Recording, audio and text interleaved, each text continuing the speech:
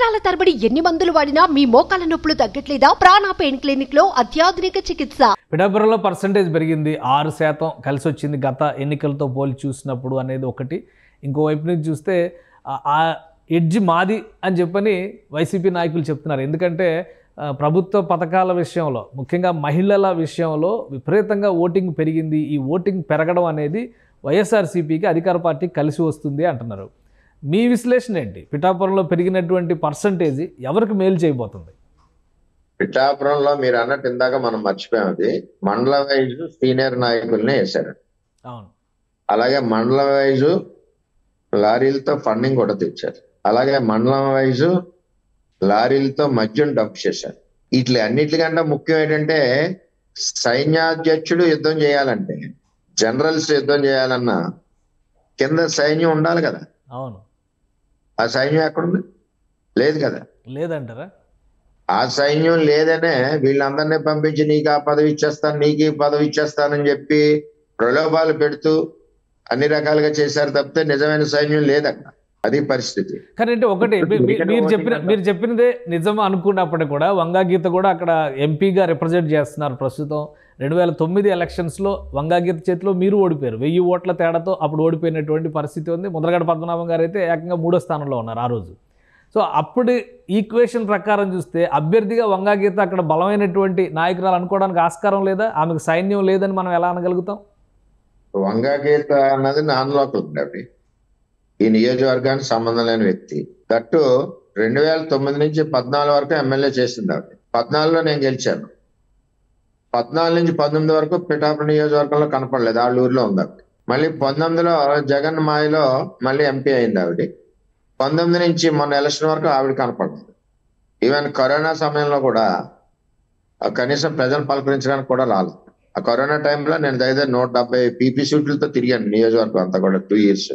Okay, ప్రజలు కూడా గమనిస్తారు ఎవరు మనకి మేలు చేసే వ్యక్తులు ఉన్నారు, మనల్ని గట్టిగా పిలిస్తే పలికేవాళ్ళు ఎవరు ఉన్నారు, ఇవన్నీ కూడా డిస్కషన్ అవుతుంటది. ఓటు ఉట్నే వేసారు. ఆ యాంగిల్ ఆలోచన చేసుకుంటే వంగా గీత అనే వ్యక్తి ఓన్లీ పదవి కోసం వస్తుంది తప్పితే వేరే కోసం కాదు, అవినీతి కోసం తప్పితే వేరే కోసం కాదు, మన గురించి రాదన్నది ప్రజల్లో బలీయంగా.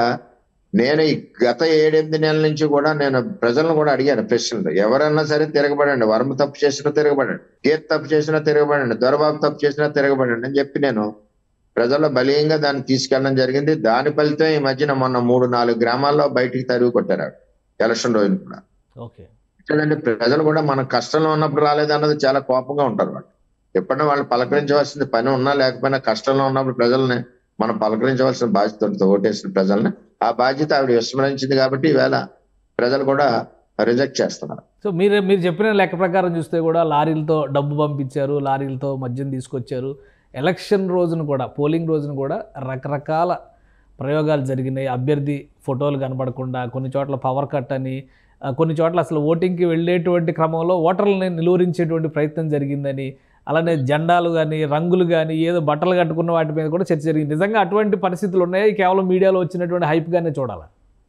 ఎలక్షన్ కమిషన్ రూల్ ప్రకారం మెడలో టవల్ వేసుకోవడంలో తప్పు లేదు. పల్లెటూరులో ఇంచుమించు అందులో వేసవకాలంలో ప్రతి ఒక్కరు టవల్ ఉంటుంది. నాకు కూడా చిన్న టవల్ ఉంటుంది. నాకు కూడా ఆ టవల్ పవన్ కళ్యాణ్ గారు 1-2 సినిమాల్లో ఆయన వాడారు. అందుచేత వాళ్ళ యొక్క ఫేవరెట్స్ అందరూ కూడా ఇవి వాడుతున్నారు, చాలా సంవత్సరాల నుంచి వాడుతున్నారు.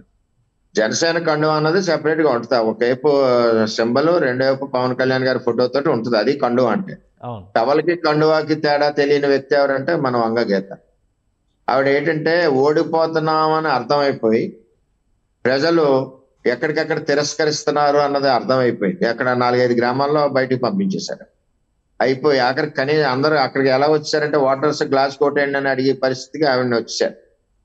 దాంతో ఆవిడ ఇంకా ఆ ఇబ్బందులు ఆవిడ ఇష్టం వచ్చినట్టు మాట్లాడింది ఆవిడ. ఏంటి మీ అంచనా ఏంటి?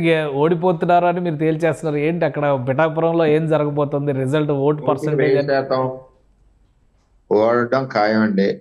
మేమైతే ఒక యాంగిల్లో 60,000లో గెలుస్తాం, ఒక యాంగిల్లో 50 నుంచి 55,000 వస్తాం. 1,00,000 మెజారిటీ అన్నారు పవన్ కళ్యాణ్ గారికి. నా భారీ మెజారిటీ వస్తాయి. నా మినిమం వర్కౌట్ అయితే దీని మీద నాకు కనపడేది ఉన్నది నిజాయితీగా చెప్పాలి కాబట్టి టార్గెట్ మేము అలాగే అనుకున్నాం. ప్రజలు కూడా మరి అదే మూడ్ లో ఉంది, వచ్చేసిన దాటినే దాటొచ్చు. కానీ నేను మినిమం నేను మీకు అసెప్ట్ చేసి చెప్తున్నాను, భారీ మెజారిటీ అనేది రాష్ట్రంలో ఒక పవన్ కళ్యాణ్ గారికి వస్తుంది, అందులో తేడా లేదు. రైట్. ఇంకా రాష్ట్ర వ్యాప్తంగా ఏంటి మీ అంచనా ఏంటి? ఒక సీనియర్ నాయకుడిగా ఓవరాల్గా క్యాన్వాసింగ్ జరిగినటువంటి విధానం చూశారు, ఓటింగ్ జరిగిన విధానం చూశారు. ఎప్పుడు లేని ఓటింగ్ తర్వాత కూడా ఇప్పుడు రకరకాల ప్రాంతాల్లో రకరకాల ఘటనలు జరుగుతున్న పరిస్థితి చూస్తున్నాం. సో మీ అంచనా ఏంటి రిజల్ట్ ప్రకారం? రిజల్ట్ ప్రకారం ఏంటంటే పొత్తు అవ్వడం ఒకటి, పవన్ కళ్యాణ్ గారు చంద్రబాబు నాయుడు గారు బీజేపీ పొత్తు అన్నది ఒక మౌత్ క్యాన్వాసింగ్, అంటే ప్రచారం వెళ్ళిపోయింది. ముగ్గురు బలీనమైన శక్తులు కలిశాయి. అంటే ఇప్పుడు ఒక రాక్షసుని చంపడానికి దేవతలు 10-12 మంది కలిసి చంపుతారు, అంటే ఒక దుర్మార్గాన్ని. అటువంటిది ఇవాళ జగన్మోహన్ రెడ్డిని పంపాలి అన్న ఒక ఆలోచనతో ఏదైతే ఓటు చేయకూడదన్న నినాదం, దీనికి మట్టికి పవన్ కళ్యాణ్ గారికే చెందుతుంది ఆ బ్రాండ్. అది బాగా మెసేజ్ కింద వరకు వెళ్ళింది. దాని ఫలితమే ఇవాళ ఓటింగ్ పర్సంటేజ్ కూడా పెరగడానికి కారణం ఆ యొక్క మెసేజ్. పవన్ కళ్యాణ్ గారు చంద్రబాబు నాయుడు గారు ఇచ్చిన మెసేజ్ ఒకటి. రెండవది, రాష్ట్ర రాజధాని పాత గాయాలన్నీ కూడా ఒకసారి జ్ఞాపకం వచ్చినాయి ప్రజలందరికీ కూడా. ఈ రాజధాని విషయంలో అవునండి, ఇవన్నీ కూడా వాళ్ళు చేసిన దుర్మార్గాలనండి, ఇవన్నీ కూడా ఎక్కడ ఏ విధమైన ఎంప్లాయ్మెంట్ లేకపోవడం అనండి, ఎక్కడ గ్రోత్ లేకుండా అప్పులు చేయడం అనండి, ఇవన్నీ కూడా సామాన్యుడు కూడా తెలియడం. వారి యొక్క బంధువులు కానీ ఎక్కడెక్కడి నుంచో వచ్చారు, బెంగళూరు, ఒరిస్సా, భువనేశ్వర్, ఎక్కడ హైదరాబాద్, ఎవరి కాళ్ళు ఇండివిజువల్ గా వచ్చి ఓటేస్తూ వెళ్తూ ఓటేసాం మీకు అని చెప్పి వెళ్ళిన వాళ్ళు చాలా మంది ఉన్నారు. ఆ విధంగా వెళ్ళింది. ఇంక ఇది ఒక మార్పు, మామూలు మార్పు కాదు ఇది. అంటే ఒక పరిపాలన సరిగ్గా లేకపోతే ప్రజలు ఏ విధంగా ఆలోచన చేస్తారు, ఓటింగ్ సరళి కూడా ఏ విధంగా వెళ్తుంది అన్నదానికి ఎలక్షన్ బాగా నిదర్శనం అని చెప్పి తెలియజేస్తారు. సో మీ అంచనా ప్రకారం ఎంత రావచ్చు, ఎవరు అధికారంలోకి రావచ్చు? 100% కూటమే. చంద్రబాబు, పవన్ కళ్యాణ్, బీజేపీ కూటమే. 100% అందులో తేడా లేదు.